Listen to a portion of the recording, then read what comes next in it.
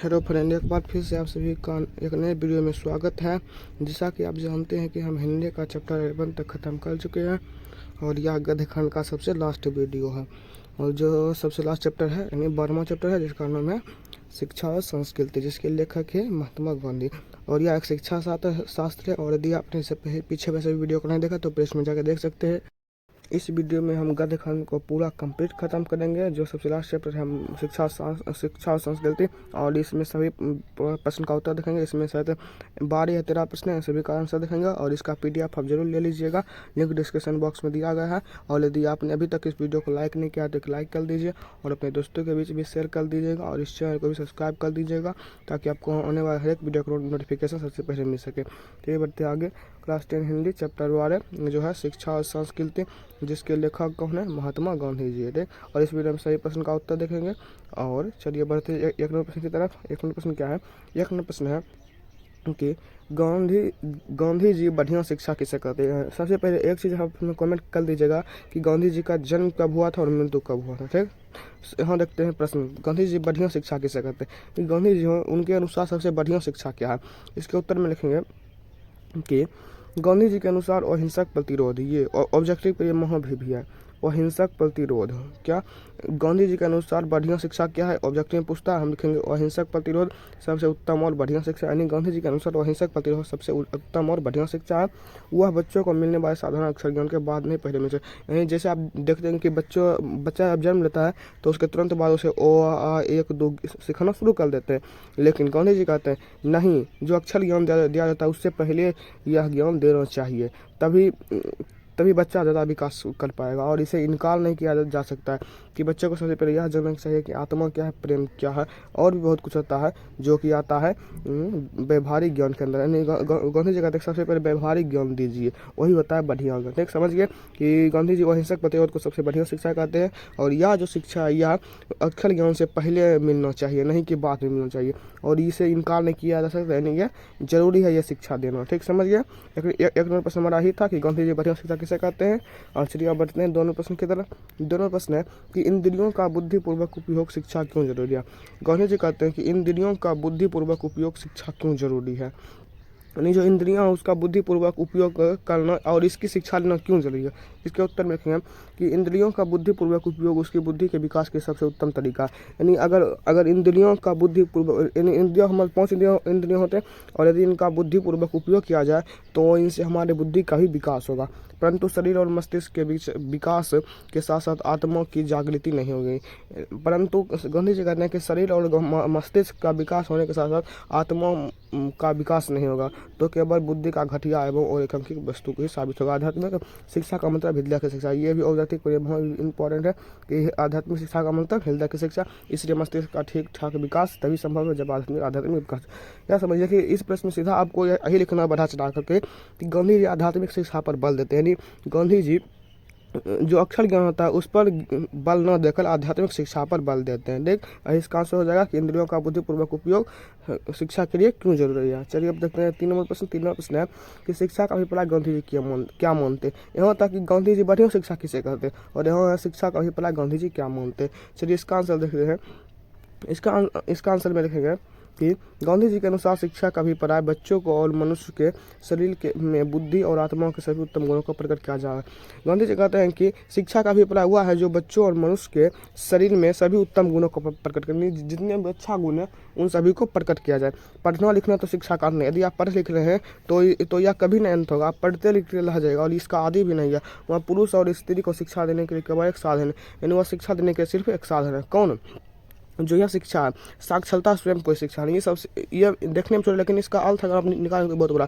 साक्षरता जो है वह स्वयं कोई शिक्षा नहीं। इसलिए गांधी जी कहते हैं कि मैं अपने बच्चों का शिक्षा इस तरह प्रारंभ करूंगा कि उसको उपयोगी दशा का। यानी गांधी जी कहते हैं कि मैं अपने बच्चों को, मेरे जो बच्चे होंगे उनको मैं इस तरह शिक्षा दूंगा कि उनको शुरू में ही इस लायक बना दिया जाए कि वो कुछ अपने दम पर कर सके। ये नहीं कि वो किसी दूसरे पर आश्रित लगे, उसे तुरंत अपने दम पर आश्रित कर दिया जाए। उसे दस्तकारी शिक्षा सिखाया जाए, नहीं कि अक्षर ज्ञान वाली शिक्षा। चलिए अब देखते हैं 4 नंबर प्रश्न। और यह तीसरा और 1 नंबर प्रश्न इंपॉर्टेंट था, 1 और 3 नंबर प्रश्न, और इसके आगे जो इंपॉर्टेंट आएगा उसे हम बताते जाएंगे। ठीक, अब ये चौथा नंबर प्रश्न है जो चौथा प्रश्न कहता है कि मस्तिष्क और आत्मा का उच्चतम विकास कब संभव है। मस्तिष्क और आत्मा का अगर हमें उच्चतम विकास करना है तो ये कब संभव होगा। ठीक, इसका उत्तर लिखेंगे कि गांधी जी के अनुसार मस्तिष्क और आत्मा का उच्चतम विकास तभी संभव होगा जब बच्चों को उपयोगी दस्ता कार्य सिखाया जाए। गांधी जी सीधा बोलते हैं कि इस चैप्टर में गांधी जी किस पर बल देते हैं, आध्यात्मिक शिक्षा पर बल देते हैं। ठीक, गांधी जी कहते हैं कि जब बच्चे उपयोगी दस्ता कार्य सीख जाए, यानी गांधी जी कहते हैं कि जब बच्चे अपने आप पर चलना सीख जाएंगे, जब बच्चे अपने पैर पर खड़ा होना सीख जाएंगे तो उससे मस्तिष्क और आत्मा का उच्चतम विकास होगा। शिक्षा पद्धति में मस्तिष्क और आत्मा का उच्चतम विकास तभी शिक्षा का विकास नहीं, फिर से पढ़ते हैं। शिक्षा पद्धति में मस्तिष्क और आत्मा का भी कुछ उच्चतम विकास संभव है, यानी अगर शिक्षा हम ले तो उसमें मस्तिष्क और आत्मा का विकास संभव है। आजकल प्रत्येक दस्तकारी के बड़ी आंतरिक ढंग से ना सिखाकर वैज्ञानिक ढंग से सिखाना पड़ेगा। यानी आज देख ले, आज के जमाना में देख ले कि बहुत चीज़ ऐसे हैं जो यांत्रिक ढंग से सिखा नहीं जाता बल्कि वैज्ञानिक यांत्रिक ढंग मतलब यांत्रिक ढंग मतलब घरेलू काज में ना सिखाकर वैज्ञानिक ढंग में सिखाया जाता है। बच्चों को शारीरिक शिक्षा किसी दस्तकारी या उद्योगों के द्वारा दी जाए तभी मस्तिष्क का और आत्मा का विकास संभव है। यानी दस्तकारी मतलब किसी उद्योग के द्वारा, मतलब किसी, हम सीधा बोल कि गांधी जी इस चैप्टर में सीधा कहते हैं कि बच्चों को अक्षर ज्ञान नहीं देना चाहिए, आध्यात्मिक शिक्षा देना चाहिए, आध्यात्मिक व्यवहारिक शिक्षा देना चाहिए, दस्तकारी और उद्योग वाली शिक्षा देना चाहिए ताकि वो अपने पैर पर खड़ा हो सके। और यही उसका सही उत्तर है और आप इसका PDF ले लीजिएगा और 2-3 बार पढ़ लीजिएगा। चलिए अब देखते प्रश्न करता है कि गांधी जी कताई और धुनाई जैसे ग्राम उद्योग द्वारा सामाजिक क्रांति कैसे मानते। गांधी जी कताई और धुनाई करते थे, यह बात तो लगभग सभी को पता होगा, लेकिन इसके द्वारा सामाजिक क्रांति वो कहते थे कि इसके द्वारा भी सामाजिक क्रांति लाना संभव है। ये कैसे संभव है हमें बताना।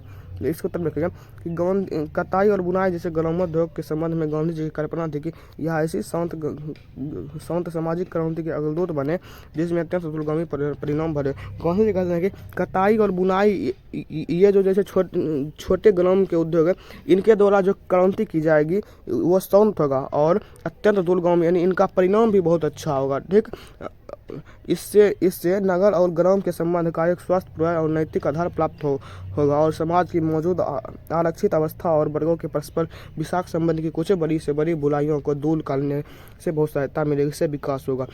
गांधी जी कहते हैं कि यहाँ पर जो क्वेश्चन पूछा था कि ग्रामोद्योग द्वारा सामाजिक क्रांति कैसे लाए, यानी जो ग्राम में उद्योग खोया जाता है उससे सामाजिक क्रांति कैसे लाएगी, इससे सामाजिक क्रांति कैसे लाएगी। गांधी जी बोलते हैं कि इससे एक ऐसी सामाजिक क्रांति लाई जा सकती है जो सबसे पहले बात शांत हो और उसका परिणाम अत्यंत भला, और इससे नगर और गाँव का भी विकास, यानी इससे सभी का भी विकास होगा और इसका परिणाम कुछ खराब भी नहीं होगा और इसी से सब कुछ अच्छा होगा। लेकिन इसका ज़्यादा कोई खराब परिणाम नहीं है, जैसे कि होता है, जैसे कि जो कोई हिंसा बड़ा होता है उससे बहुत दूरगामी परिणाम होता है, लेकिन इससे दूरगामी परिणाम नहीं होगा। ठीक, ये प्रश्न यहीं पर खत्म होता है। और यदि आपको यहाँ तक समझ आ रहा है प्रश्न तो आप वीडियो को एक बार लाइक कर दीजिए और अपने दोस्तों के बीच भी शेयर कर दीजिएगा और इस चैनल को भी सब्सक्राइब कर दीजिएगा।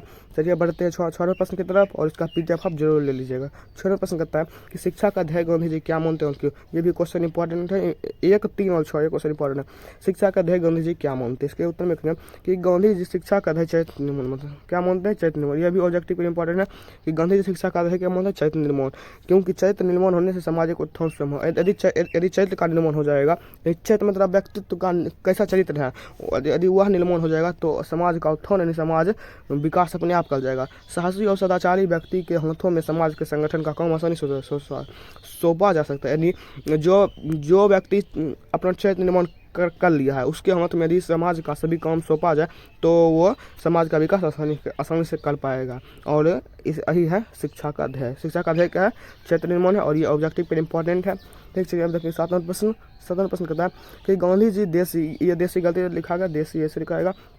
गांधी जी देसी भाषाओं में बड़े पैमाने पर अनुवाद कार्य क्यों पसंद कहते हैं। ये क्वेश्चन देखिए, ये क्वेश्चन किस तरह इंपॉर्टेंट है। यहाँ पर इसको मिटा देते हैं, नहीं तो यहाँ पर जगह नहीं रहेगा। ठीक, गांधी जी कहते हैं कि हर आदमी को अनुवाद कार्य जाना है, यानी हर आदमी को अनुवाद करना आना चाहिए, क्योंकि वो भी बड़े पैमाने पर, जैसे कि आप हिंदी से संस्कृत को अनुवाद करते हैं, हिंदी से इंग्लिश में ट्रांसलेट करते हैं, उसी तरह हर एक आदमी को बड़े पैमाने पर अनुवाद करना आना चाहिए। और ऐसा क्यों मानते हैं उससे बताना है।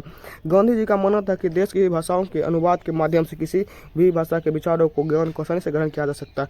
संसार के अन्य भाषा में जो संसार पड़ा उसको आप मातृभाषा के द्वारा प्राप्त कर सकते। गांधी जी का कहना है कि यदि यदि हमें अनुवाद काल आ जाएगा, यदि हमें अनुवाद करना चाह जाएगा, तो बहुत ऐसे भाषा है जिसमें अच्छा अच्छा ज्ञान लिखा गया, तो हम उस भाषा का अनुवाद करके हम अपने भाषा में समझ सकते हैं और इससे हमारे अंदर बहुत ज्ञान आएगा। लेकिन हमारी जो हमारी मातृभाषा उसका अनुवाद करना सरल होता है, क्योंकि हम मातृभाषा बचपन से जानते आते हैं। लेकिन गांधी जी कहते हैं कि अनुवाद करना सबको आना चाहिए ताकि हम आसानी से सभी ज्ञान को ग्रहण कर सके। ठीक, चलिए अब देखते हैं 8 नंबर प्रश्न इसमें पूछता था कि अनुवाद करना क्यों आवश्यक, हम क्यों बता दिए। चलिए अब देखते हैं 8 नंबर प्रश्न कहता है कि दूसरी संस्कृति से पहले अपनी संस्कृति की गहरी समझ क्यों जरूरी है। लोग क्या करते हैं, लोग अपनी संस्कृति की समझ ना लेकर दूसरी संस्कृति की समझ लेना, यानी वो संस्कृति कैसा है, वो संस्कृति कैसा है, इसकी समझते हैं। लेकिन गांधी जी कहते हैं कि सबसे पहले अपनी संस्कृति की गहरी समझ लेनी चाहिए, उसके बाद दूसरी संस्कृति की जान।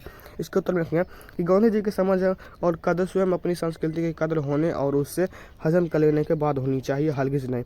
गांधी जी कहते हैं कि सबसे पहले अपनी संस्कृति का कदर कर लो, अपनी संस्कृति को समझ लो, उसके बाद दूसरी संस्कृति को हजम करने के लिए तुम्हें जाना चाहिए, क्योंकि कोई संस्कृति इतने रत्न भंडार से नहीं पैदा जितनी हमारे अपनी संस्कृति। गांधी जी कहते हैं कोई भी दुनिया में ऐसी संस्कृति नहीं है जो तुम्हारे धर्म से ज़्यादा अच्छी हो, तुम्हारे धर्म से ज़्यादा उसमें ज्ञान भरा हो। गांधी जी इसमें क्या कहते हैं कि तुम्हारा अपना धर्म सबसे महान है, तुम्हारा अपना संस्कृति सबसे महान है। सर्वप्रथम हमें अपना संस्कृति को जानकर उसमें निहित बातों को अपनाना होगा, सचेत। गांधी जी कहते हैं कि सबसे पहले तुम्हारा जो संस्कृति है उसमें जो बात निहित है, जो बात छिपा है, उसको सबसे पहले तुम ग्रहण कर लो और तब तुम्हारा चैतन्य निर्माण होगा और उसके बाद तुम सभी संस्कृति को पढ़ना। ठीक, अब हम यही क्वेश्चन पूछा था, इसका आंसर दे दिया, क्यों पूछता था, क्यों का आंसर हम दे दिए। चलिए देखते हैं 9 नंबर प्रश्न कहता है कि अपनी संस्कृति और मातृभाषा की बुनियाद पर दूसरी संस्कृति और भाषाओं से संपर्क क्यों बनाया जाना चाहिए। गांधी जी की राष्ट्र पढ़कर गांधी जी कहते हैं कि अपनी संस्कृति जो हमारी संस्कृति है और जो हमारी मातृभाषा है, मातृभाषा मतलब हमारी जो मिट्टी की भाषा यानी जहाँ हम जन्म लिए उसकी भाषा जो है, और इसकी बुनियाद पर दूसरी संस्कृति और उसकी भाषा से संपर्क क्यों बनाया जाना चाहिए। यानी गांधी जी कहते हैं कि अपनी संस्कृति और अपनी भाषा और दूसरी संस्कृति और उसकी भाषा से संबंध क्यों बनाना चाहिए। इसको उत्तर में लिखेंगे कि गांधी जी के अनुसार हमें अपनी संस्कृति और मातृभाषा का महत्व अवश्य देना चाहिए। जैसे हम पीछे में देखेंगे कि हमारी अपनी संस्कृति और जो हमारी भाषा उसको महत्व अवश्य देना चाहिए, उसको महत्व देना चाहिए। अपनी मातृभाषा के माध्यम से हम अत्यधिक विकास कर सकते हैं, हमारी जो अपनी मातृभाषा उससे हम बहुत विकास कर सकते हैं। अपनी संस्कृति के माध्यम से जीवन में तेज गति से उत्थान किया जा सकते हैं, यानी जो हमारी अपनी मातृभाषा है उससे जीवन में तेज उत्थान किया जीवन में उससे बहुत उत्थान किया जा सकता है। दूसरी संस्कृति की अच्छी बातों को अपनाने में हरगिज परहेज नहीं करना चाहिए। परहेज क्या जाना चाहिए, यानी दूसरी संस्कृति जो अच्छी बात है उससे हमें अपनाने में, उससे हम अंदर ग्रहण करने में परहेज करना चाहिए, क्योंकि वो हमारी संस्कृति नहीं, वो दूसरी की संस्कृति है। अपनी संस्कृति एवं भाषा के महत्व को कम नहीं रखना। बहुत लोग क्या करते हैं कि हमारी संस्कृति खराब है, उसकी संस्कृति अच्छा है, लेकिन ऐसी बात नहीं है। आपकी संस्कृति सबसे महत्व है, सबसे ज़्यादा महत्वपूर्ण है, इसके महत्व को कम कभी नहीं समझिएगा। ठीक, और यही कहते थे कि संपर्क क्यों बनाना चाहिए। हम देख लें संपर्क क्यों बनाना चाहिए, क्योंकि अगर हम संपर्क बनाएंगे तो इससे हमारा देश विकास करेगा और भी बहुत कुछ होगा जो कि यहाँ पर देख रहे हैं। चलिए देखते हैं 10 प्रश्न कहता है कि गांधी जी किस तरह के सामंजस्य को भारत के लिए बेहतर मानते हैं और क्यों। कहता है कि गांधी जी भारत के लिए कौन से सामंजस्य मतलब होता है तालमेल, कौन से तालमेल को बेहतर मानते हैं और क्यों मानते हैं। इसको उत्तर में लिखेंगे कि गांधी जी भिन्न भिन्न संस्कृतियों के सामंजस्य को भारत के लिए बेहतर मानते हैं, क्योंकि भिन्न भिन्न संस्कृतियों का सामंजस्य भारतीय जीवन को प्रभावित किया है। गांधी जी कहते हैं अगर हम भिन्न भिन्न संस्कृति के सामंजस्य को भिन्न भिन्न जितने भी संस्कृति हैं उन सभी को अगर मिला दिया जाए तो ये भारत के लिए अच्छा होगा। क्यों, क्योंकि भिन्न भिन्न संस्कृतियों का सामंजस्य भारतीय जीवन को प्रभावित किया है और स्वयं भी भारतीय जीवन प्रभावित हुआ, लेकिन सामंजस्य कुदरती और स्वदेशी ढंग का होना चाहिए। गांधी जी कहते हैं कि यदि भारत में जितने भी संस्कृति अगर उन सबको मिला दिया जाए, उन सब में सामंजस्य स्थापित कर दिया जाए तो हमारा देश विकास करेगा। क्यों, क्योंकि यदि देखिए कोई भी संस्कृति उसमें कुछ ना कुछ ज्ञान छिपा है, यदि उन सभी ज्ञान को एक बार मिला दिया जाए, एक बार ताल में उसमें बैठा दिया जाए तो वह जो ज्ञान है वह ज्ञान सभी व्यक्ति के अंदर चल जाएगा, जिससे सभी व्यक्ति का चैतन्य निर्माण होगा और सभी व्यक्ति कुछ बेहतर कर पाएंगे। चलिए देखते हैं 11वां प्रश्न, और यह सबसे लास्ट प्रश्न होगा। इसमें कहता है आशय स्पष्ट करें, जैसे कि 11वां चैप्टर में था, और यदि आपने इसे पहले बार चैप्टर को नहीं देखा है तो उसका उसका प्लेलिस्ट बना दिया गया, उसे भी जाकर देख सकते हैं। चलिए देखते हैं कौन नंबर। इसमें कौन नंबर, मैं चाहता हूं कि शाली शिक्षा किसी दस्तकारी या उद्योगों द्वारा दी जाए। गांधी जी कहते हैं कि जितने भी दुनिया में शिक्षा उन सभी को दस्तकारी या उद्योगों द्वारा दी जाए। और इसके बारे में पीछे भी देखे थे, लेकिन इस पर फिर देखें इसका आज से भी लिखेंगे कि प्रस्तुत पंक्ति हमारे हिंदी पाठ्य पुस्तक गोधूरी भाग 2 के शिक्षा और संस्कृति पाठशाला, ये तो सभी में लिखते हैं कि ये कहाँ से लिया गया है। इसका सबसे पता बताते हैं। इन पंक्ति का संबंध गांधी जी के उन विचारों से है जिसमें गांधी जी कहते हैं कि सच्ची और सही शिक्षा वही शिक्षा है जो मनुष्य को मनुष्यता सिखाए। गांधी जी कहते हैं कि सच्ची शिक्षा वही है जो मनुष्य को अपनी मनुष्यता सिखाए, यानी तुम क्या हो, तुम्हारे अंदर क्या गुण होना चाहिए, वही सिखाए। दस्तकारी और उद्योगों के द्वारा दी जाने वाली शिक्षा गाँवों और को बेरोजगारी से दूर कर। यदि हम दस्तकारी और उद्योग के द्वारा शिक्षा दें तो ये शिक्षा देखिए, अगर अक्षर ज्ञान दिया जाता है जैसे स्कूल में दिया जाता है वो व्यक्ति के दिमाग में ठीक से नहीं मतलब जाता है। यदि दस्तकारी और उद्योग द्वारा हम शिक्षा देना प्रारंभ कर दें तो जो व्यक्ति है वो बचपन में ही अपना रोजगार करना सीख जाएगा, वो बचपन में ही खुद के पैर पर खड़ा होना सीख जाएगा, जिससे कि सारी बेरोजगारी दूर हो जाएगा। ठीक, और इसको बढ़ा चढ़ा कर लिख दीजिएगा क्योंकि ये बहुत छोटा लिखा गया और इसके PDF में हम थोड़ा ठीक करके दे देंगे। ठीक है, देखिए ख नंबर में किस समय भारत में शुद्ध आर्य गलती लिखा गया, आर्य ऐसे होगा क्योंकि ये टाइप नहीं हो रहा था इस प्रकार कि इस समय भारत में शुद्ध आर्य संस्कृति जैसे कोई चीज़ मौजूद नहीं।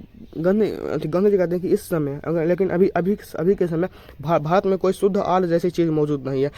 जैसे कि आर्य के समय में हुआ करती थी लेकिन वैसे अभी हमारे समय में नहीं मौजूद है। अब इसके उत्तर में क्या लिखेंगे, इसके उत्तर में लिखेंगे कि सिर्फ इसका पता बताएंगे। प्रस्तुत पंक्ति हमारे हिंदी पाठ्य पुस्तक गोधूली भाग 2 के शीर्षक शिक्षा और संस्कृति से ली गई है। इन पंक्ति का संबंध गांधी जी को विचार से, जिसमें गांधी जी कहते हैं कि इस समय जो संस्कृति का विकास हम देख लेंगे वो शुद्ध संस्कृति नहीं है। इस समय जो संस्कृति का विकास हो रहा है वो शुद्ध संस्कृति नहीं है। क्यों? क्योंकि यह अनेक जातियों एवं धर्मों का मिश्रण है। कहाँ से ये जो संस्कृति है ये कहाँ से आया, कैसे आया, ये जो आर्य थे ये मूल निवासी थे या नहीं थे, इन विवाद में गांधी जी नहीं पढ़ना चाहते। गांधी जी कहते हैं ये सभी नहीं खोजो तो अपना ज्ञान खोजो। उनका कहना है कि मेरे पूर्वज एक दूसरे के साथ बड़ी आज़ादी के साथ मिल गए थे और उन्हीं मिलवन और उसी जो मिश्रण था उसी की उपज हम सभी है। देख समझ गए, इसका तो देख ली, लेकिन ये ज़्यादा इंपॉर्टेंट नहीं इसलिए हम इसको छोड़ रहे हैं। चलिए देखते हैं गौ नंबर कहता है और ये सबसे लास्ट होगा। गौ नंबर कहता है कि मेरा धर्म कैद खाने का धर्म नहीं। ये क्वेश्चन इंपॉर्टेंट है, ये क्वेश्चन बड़ा इंपॉर्टेंट है। कहता है कि गांधी जी कहते हैं कि मेरा जो धर्म है वो किसी कैद खाने का धर्म नहीं है। ठीक, इसके आशय में देखेंगे कि इसका पता बताएंगे। प्रस्तुत पंक्ति हमारे हिंदी पाठ्य पुस्तक गोधूली भाग 2 के शिक्षा और संस्कृति शीर्षक पाठ से ली गई है। इन पंक्ति का संबंध गांधी जी के उन विचारों से जिसमें गांधी जी क्या कहते हैं कि भारतीय धर्म कैद खाने का धर्म है, यानी हमारा धर्म मतलब हम सभी भारत से गुजर। गांधी जी कहते हैं कि भारतीय धर्म कैद खाने का धर्म नहीं। बहुत लोग समझते हैं कि ये भारतीय धर्म जो है उसमें कोई खास चीज़ नहीं है, लेकिन गांधी जी कहते हैं कि हमारा धर्म कोई कैद खाने का धर्म नहीं, ये किसी में बंद नहीं है, ये किसी पर थोपा नहीं है कि आप इसी धर्म को अपनाइए, ऐसा थोपा नहीं गया। किसी को भी धर्मांतर के सताया नहीं, यानी किसी को भी ये नहीं कहा गया कि तुम इस धर्म से भारत में चलो, ऐसा नहीं सताया नहीं गया। गांधी जी भारतीय धर्म के महत्व को बताते हैं, इसमें चिंतन की गहराई है। ये जो भारतीय धर्म इसमें चिंतन की गहराई है, लोग आज़ाद रहते हैं, लोग स्वतंत्र रहते हैं, इसलिए यह धर्म यह कैद खाने का धर्म नहीं है, ये हमारा अपना धर्म है। ठीक, और इसी प्रश्न के साथ हमारा ये जो चैप्टर है 12वां ये खत्म होगा और इसके साथ साथ हमारा गद्य खंड खत्म होगा। और इसके बाद स्टार्ट करेंगे क्या, काव्य खंड। इसमें ही 12 चैप्टर और ये 12 चैप्टर का मसला जैसा कि आप देखें कि हम आपको जैसे गद्य खंड में पढ़ा उसी तरह हम काव्य खंड में पढ़ाएंगे। और यदि आपको ये 12वां वीडियो अच्छा लगा तो इन 12वां वीडियो को एक बार फिर से देख लीजिएगा क्योंकि ये 12वां वीडियो इंपॉर्टेंट है और इससे आपके एग्जाम में क्वेश्चन फिक्स है, इसलिए आप देख लीजिएगा। और यदि आपको यह वीडियो अच्छा लगा तो इसे लाइक कर दीजिएगा और अपने दोस्तों के बीच भी शेयर कर दीजिएगा और इस चैनल को भी सब्सक्राइब कर दीजिएगा। और यदि आपको कहीं भी दिक्कत हो तो आप जरूर कमेंट कीजिएगा और हाँ, हम आपके जो कमेंट होगा उसका जरूर रिप्लाई देने का प्रयास करेंगे। चलिए मिलते हैं आपसे किसी अगले वीडियो में, तब तक धन्यवाद।